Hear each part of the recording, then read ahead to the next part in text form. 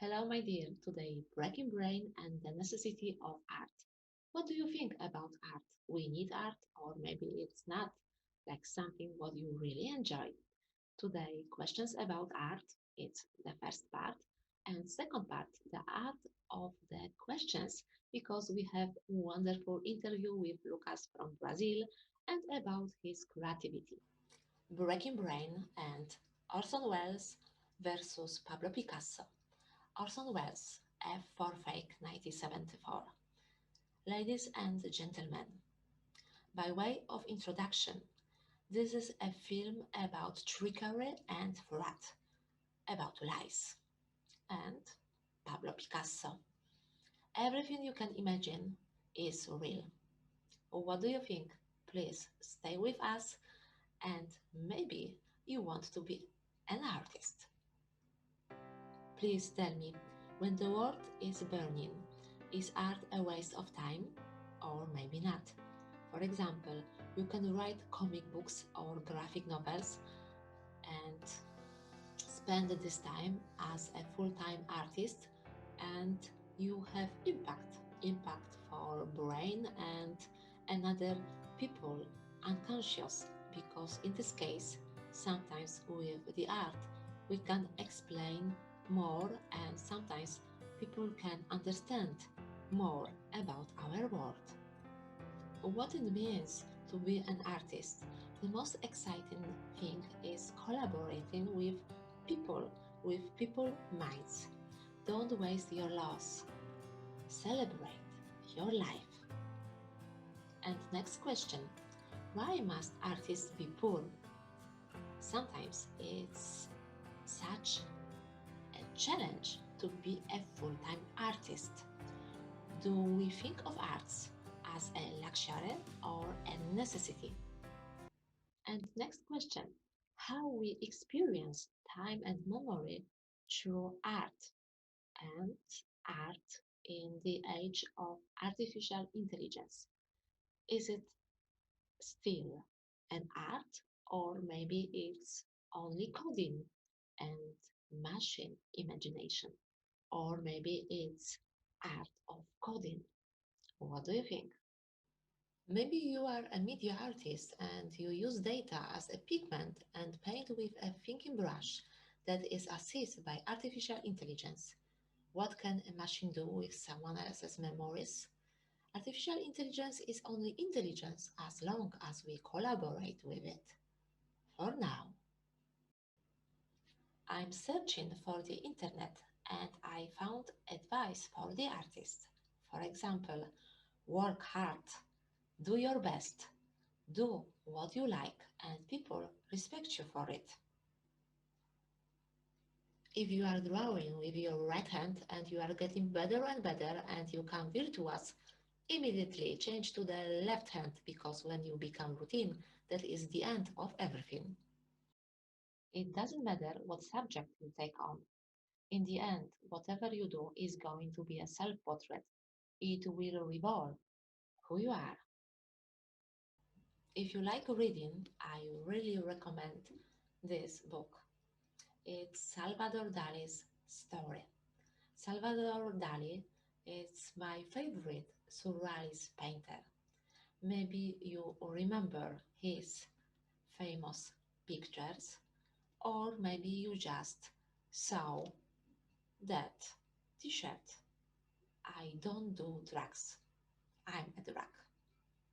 I agree, because I think the art is like a wonderful drug for free. I like painting, and in the past I prepared a few paintings. For example, first of all, you want to painting something true. After that, you think, maybe not really something true, and you painting something like that. I'm still don't know what is it. And after a while time, you feel really flow. You try to build connect with your mind, and you can achieve this.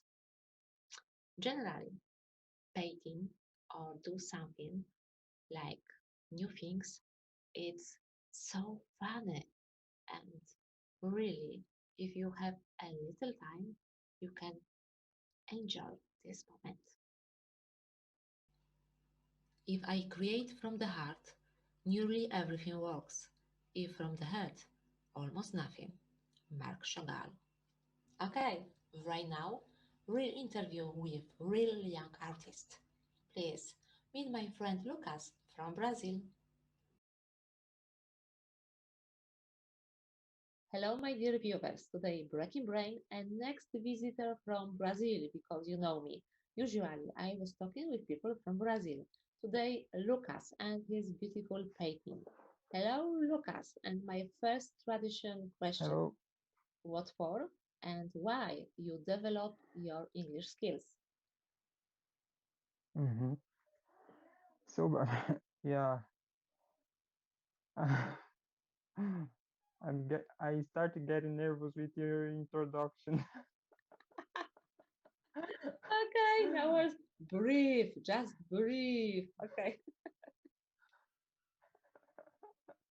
I need the English because start. Yeah, I was like spend a lot of time doing just like wasting time on internet.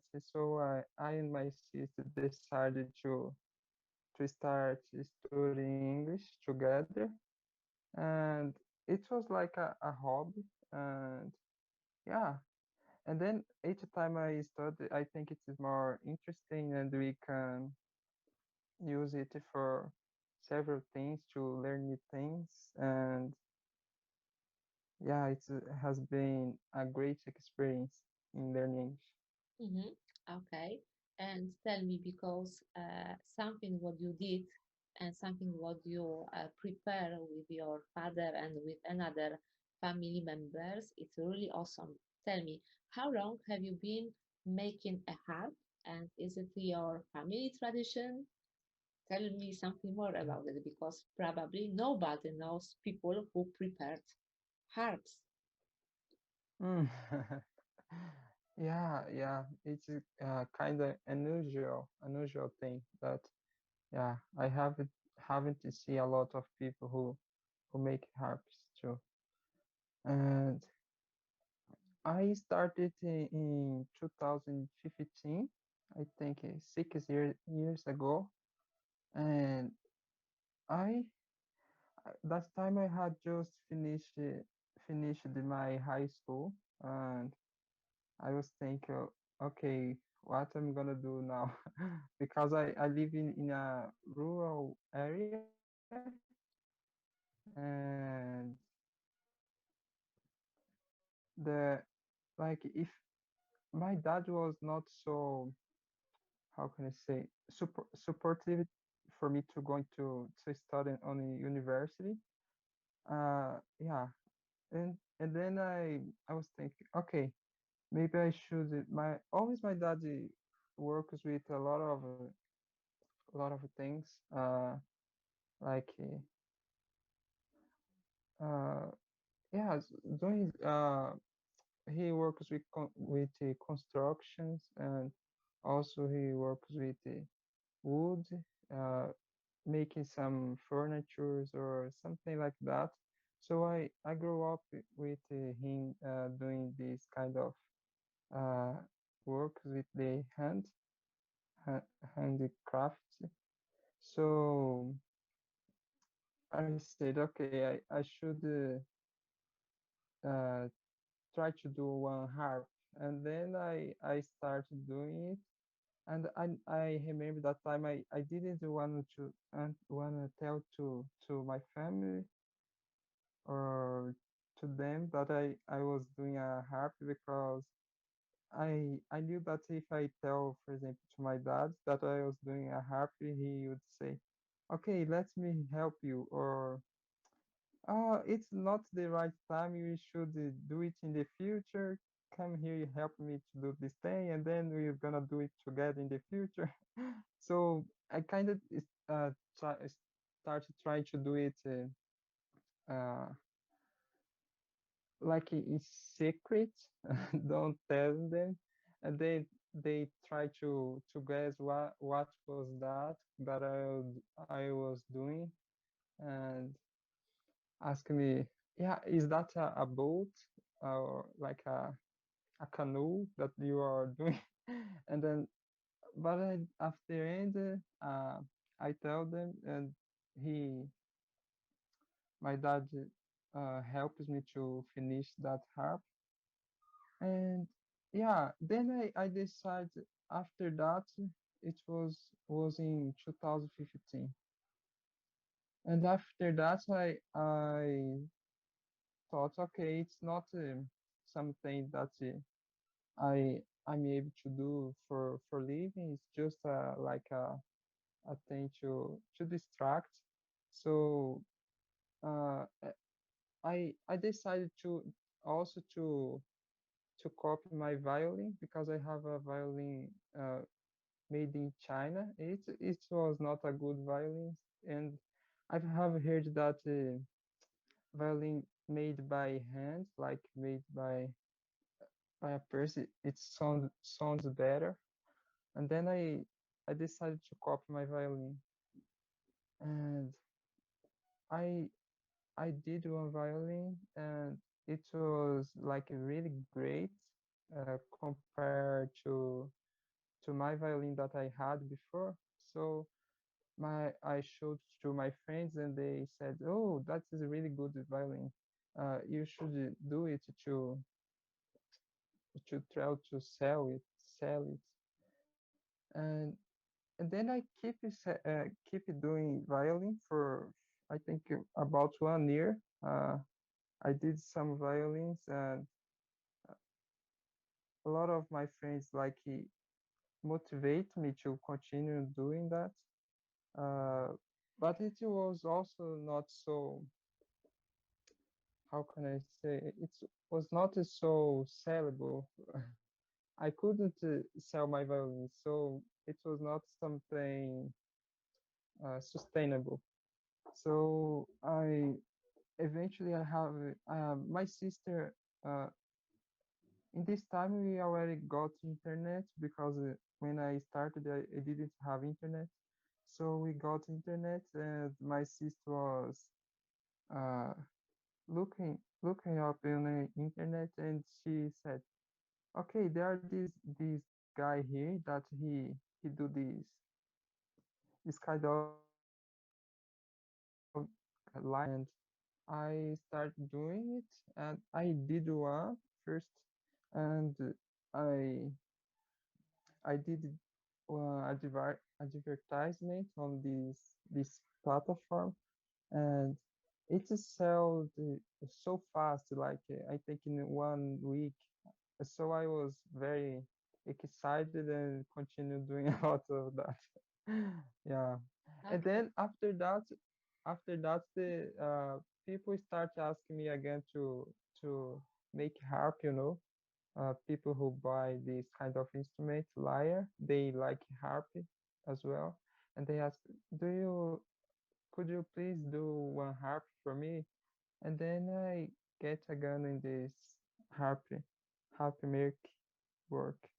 Mm-hmm. It's not like a family tradition. uh, but my dad always liked the art, and like when he was child, he tried to make some sculpture or something like that, but his dad doesn't like that, and broke his sculpture, and said, go do something uh useful. It's not useful Okay. to make Okay. art. Okay. I So understand. yeah. How long have you been painting, and what's your favorite technique? Hmm. Yeah, I've been painting for a long time. I think since I was child, since I was 8, yeah, or less. Since I was little, I always draw something, because my dad, he was a painter as well. He likes to do some paints paints. So he teach me. He teaches me, and since I was child, he tries to motivate me to draw or to paint. So yeah, and my favorite technique is oil painting. I like it to work with the oil paintings, and yeah, that has been a fun time since I was child to draw. Mm-hmm. And I want to ask you, do you have your favorite artist? I don't know, sculptor or painter? Hmm. Yeah, I have like a lot of artists that I admire, but I also keep it moving, like keep it changing of the artists I like. But like in the moment, one of my favorites is Andrew, Andrew Teixeira, and also Cesar Santos. They they're like a realistic painter, and I really admire his Mhm. work. Okay. And I remember last year you told me about your dream, like journey to Italy. And right now, is still like one of your dream, or maybe something changed. Oh yeah, yeah. It's still one of my dreams. I I continue working for that to Okay. happen in the future. Okay. I will keep my fingers for this dream. And Mhm. thank you so much for this short interview. Thank you so much for your beautiful Oh, picture. thank For everyone who wants to check it, how Lucas prepare beautiful picture, I add link to YouTube channel and Instagram Lucas. And I wish you oh, all the best. thank you. Thanks so much. Oh, thanks so much, bro.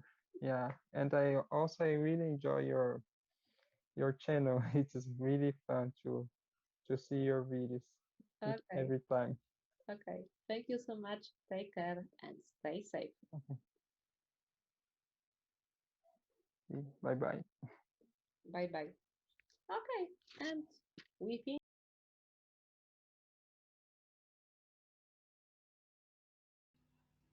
Thank you for your time. And maybe right now you want to try painting. Why not? Just try.